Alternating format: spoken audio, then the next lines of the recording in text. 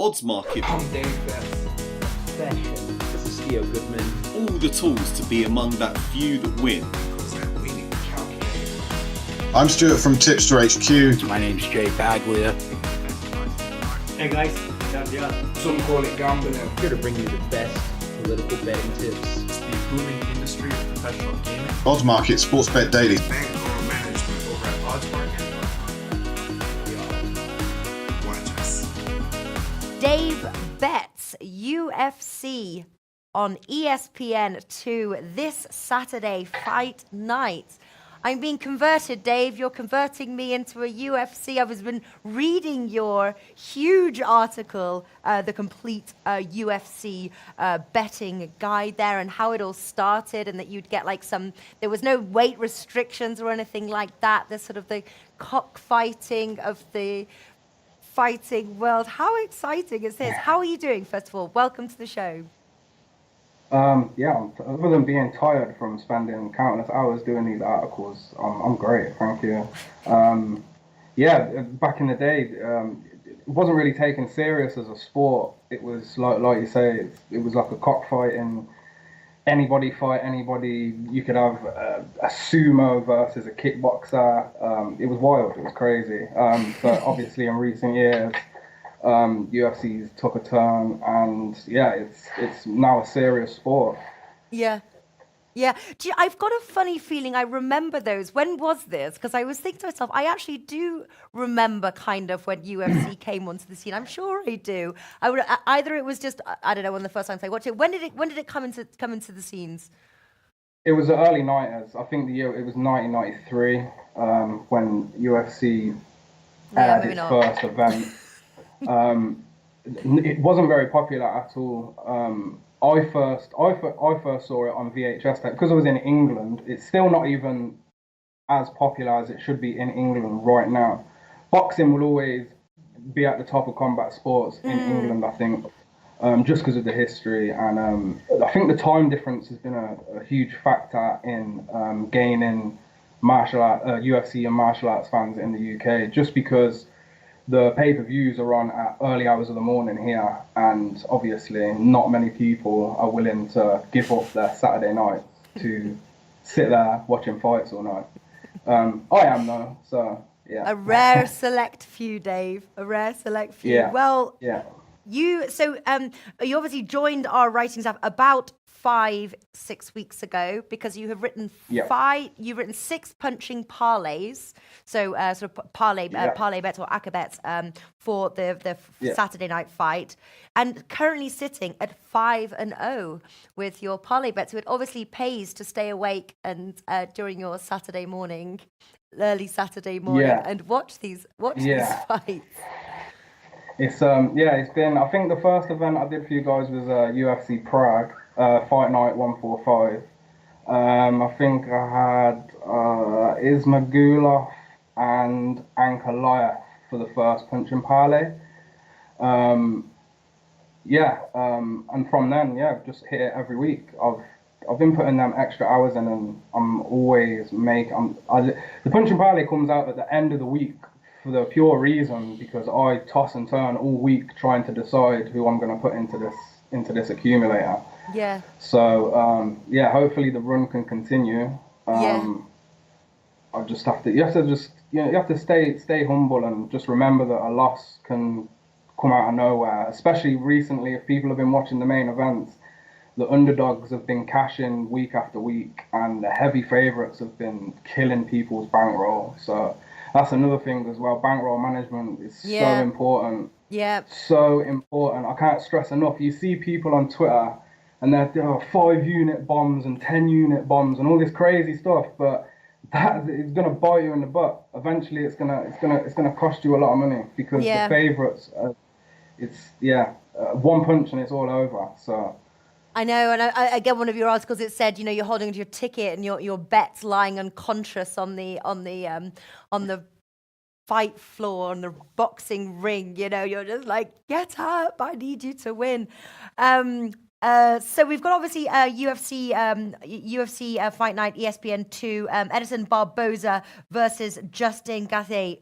Who are you liking here? Barboza.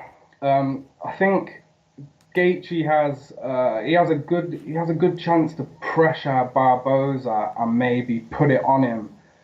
But if you see from Barboza's record, he doesn't do well against a certain type of fighter, and Justin Gaethje, I don't believe, is that type of fighter. Kevin Lee and Khabib Nurmagomedov are very good wrestlers, and they shown that in their fights with Edson and pretty much dominated him. Khabib won the decision.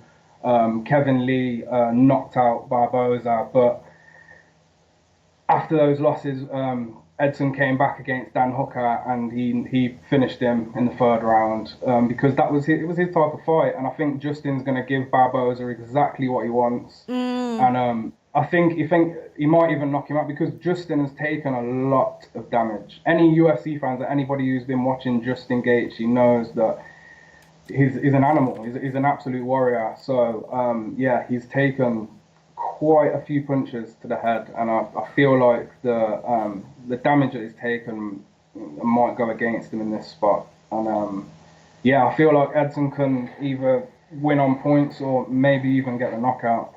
But personally, I'm not going to bet it because. Are you not? No. Although I do think Edson should be the favourite, just the price is not. It's not the best. So yeah. I won't. In fact, I don't think I've betted the main event for the past 3 events. I don't think. I think the last time I used the main event may have been John Jones in a parlay, but I'm not sure because the main events have been crazy recently. So nobody's been able to get a perfect read, not that I saw anyway, on these main events of recent time. Yeah, interesting. Yeah, I've got Barboza here to win 1.76. Also, Jason Paglia, Jay from the Sports Keg, he writes for us as well for Odds Market, and he's broken down sort of the fighting styles of each fighter, and he's actually calling as well for Barboza to win. Now, Dave, you do you write 3 articles for us on a Wednesday. We get the dogs and their odds. And which dogs are you looking at this weekend? I am liking the look of Michelle Waterson this week versus Karolina Kowalkiewicz. It's more based on when I'm picking the underdogs. I'm looking at fights that potentially could be a close one. And I'm not disagreeing that the favourites are in the right spot. I just think the value sides with certain fighters, and yeah, that's another thing that's been cashing since I started writing for you guys at Odds Market. I've been cashing with those underdogs every week, at least one.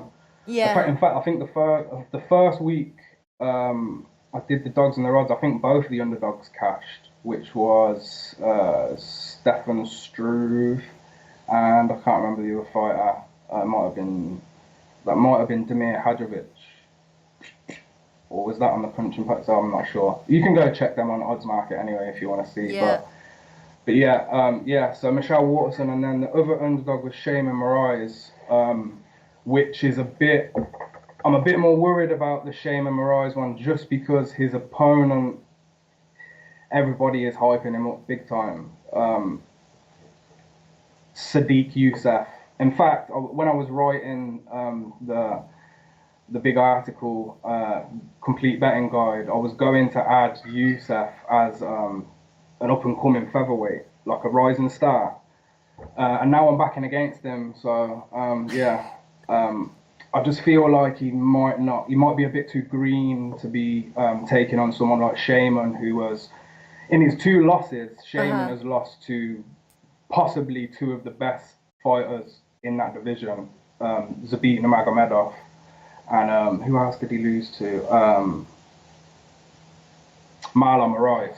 Yeah, so it's not.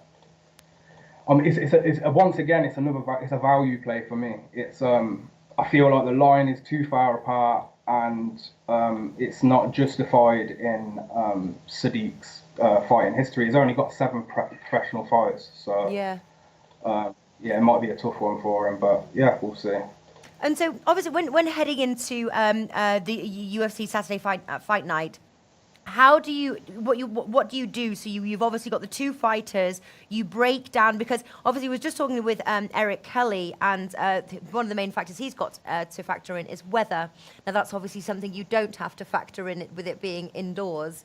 But what do you factor in there? I'm guessing styles. Which styles favour the other styles when breaking down? So you have to break down all of that, and then obviously then you sort of get to your bet, so to speak. How do you break them down? You can factor in a few things. One of them being the weight cuts. You have some fighters that will do their best to cut as much weight as they can, so that they can have the size advantage, the reach advantage. I actually I did that last week. It come back to bite me, but a guy called Luis Pena was dropping down 2 weight divisions, and he literally looked like a skeleton on the weight scale. So as soon as I saw that happen, his opponent wasn't no world beater. He wasn't someone that you should really, be backing anyway. But just based on Luis Pena's weight cut and the unknowns that were coming from that weight cut, the price was $330 on his opponent. So I took a stab on that with half a unit. But unfortunately, that time around, Lewis seemed to come back, and he replenished himself well, got hydrated. I'm not sure how he did it. What do they just say? Lose weight and then put it back on again really quickly?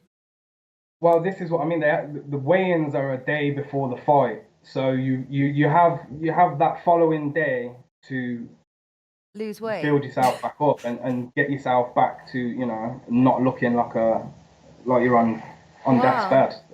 If you go back and look at the video of Luis Pena weighing up, after he came off the scales, he had to bend over and put his hands on his knees because they're so drained from cutting this weight. They don't even have the energy to stand on the scales half the time. So that's one of the things that you can factor in. And then obviously there's outside beefs that are going on. Most known for doing the work on the microphone would be Conor McGregor and playing the mind games. Certain fighters are not very good at playing mind games. Some fighters, feed into it. For example, Conor McGregor versus Jose Aldo, one of the most famous fights for the featherweight championship. Aldo got knocked out in 14 seconds. The guy was undefeated in that division for years, and he came against somebody like Conor, who got inside his head, played with him, played mind games with him. So when that fight started, Jose Aldo ran out, nothing but emotion, trying to take Conor's head off, and that backfired and he got knocked out. So yeah, that's another thing you can factor in. Interesting stuff. I have to say, okay, so that day when I was watching that, I just done my back in, and so I'm there, I'm watching UFC. I sent you the picture, I was there with Lily, and Lily's watching UFC, and we're all getting into it. I actually thought that they looked quite nice they didn't look, it seemed, or was it that one? It was one where they just actually seemed quite nice, that this was like they seemed quite amicable. Is it normal that they're quite amicable, or are they like, I'm going to rip your head off kind of thing? There's a lot more fighters that are humble in the fight. Actually, he was the one that cried, remember? And then you told me because he was going to get the boot, and I was like, he's crying. Like, that's not like the mean, yeah. he was sort of like so happy some fighters, yeah. Some fighters are not as mean as they look whilst they're throwing punches. In fact, the majority of fighters stay humble and don't have much animosity at all, but it's when a fighter does bring those attributes to the table where they are quite loud and aggressive and things like that brings in the money. If you look at Conor McGregor, for example, he's a bit of both. Conor can he can be quite annoying, but at the same time he will always be humble in defeat. I think the fighters that are not humble, I think they're the guys that think they're going to make money like Conor and gain some attention and go viral for the things they've done. But yeah, majority of fighters, they're humble. They're humble. Yeah, If they, well, they did. anybody They were will go shaking and check hands, into and then they GMW. were like, "Oh no, you won," and then the guy was like, "Oh no, you won." It was that one where Yeah. they both were like, Yeah. it was like quite gentlemanly, this sport, really.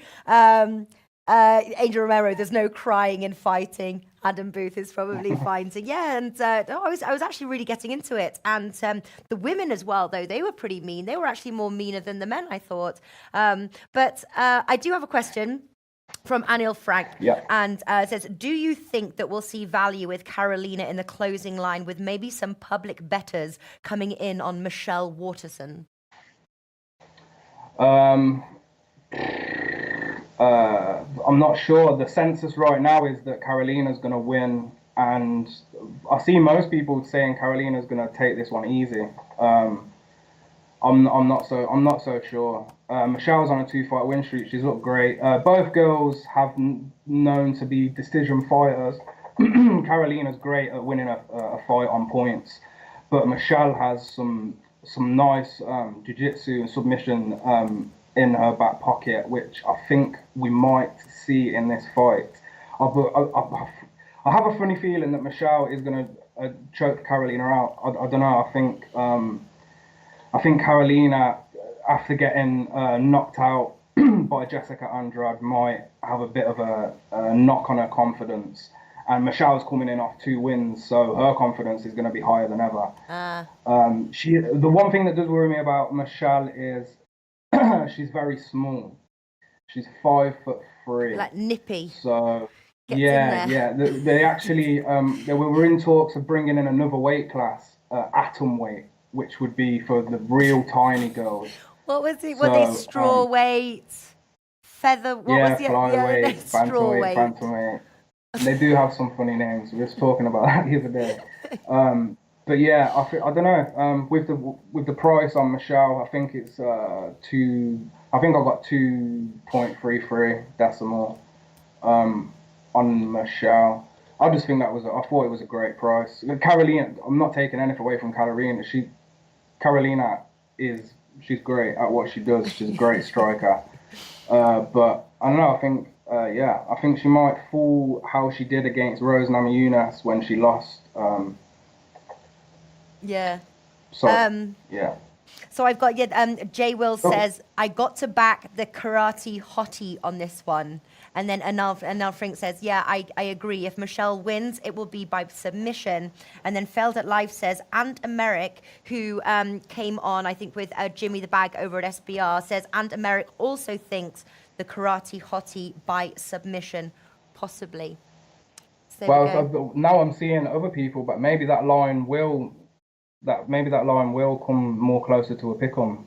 Seems as that you see. There's two lots of bettors. There's the bettors that are trying to get good early prices, early in the week, midweek, and then you've got the just your average punter who gets paid on a Friday and wants to take a cheeky stab on the UFC. But maybe people will pile in on Michelle. Actually, now somebody's highlighted on that. I don't think I'd double back her, because even in this point, I'm only going to be putting half a unit on her.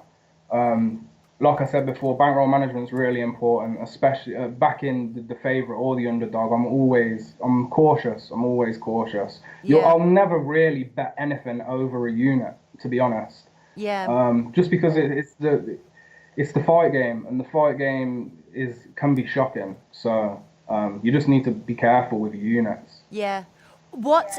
Okay, so before I let you go there, DaveBets. So punching parlay. Who do you have in your punching parlay, and what have you already bet on ahead of Fight Night tomorrow? Well, speaking of Michelle, I've got half a unit on Michelle already. The punching parlay this week will be Kevin Holland versus Gerald Meerschaert. I'm going to go with Kevin Holland on this one. And then the second, you get Kevin Holland at 1.52 at Pinnacle. I think that's one of the best prices that you can get on him right now. Then the second part of the parlay is Jessica Aguilar versus Marina Rodriguez. what it's another low price, 1.31. But combine them and we get 1.99 on the decimal with Pinnacle, and that'll be this week's Punch and Parlay. I think the article's out now. So It is. If anybody wants to check out the analysis or the read up, head on over.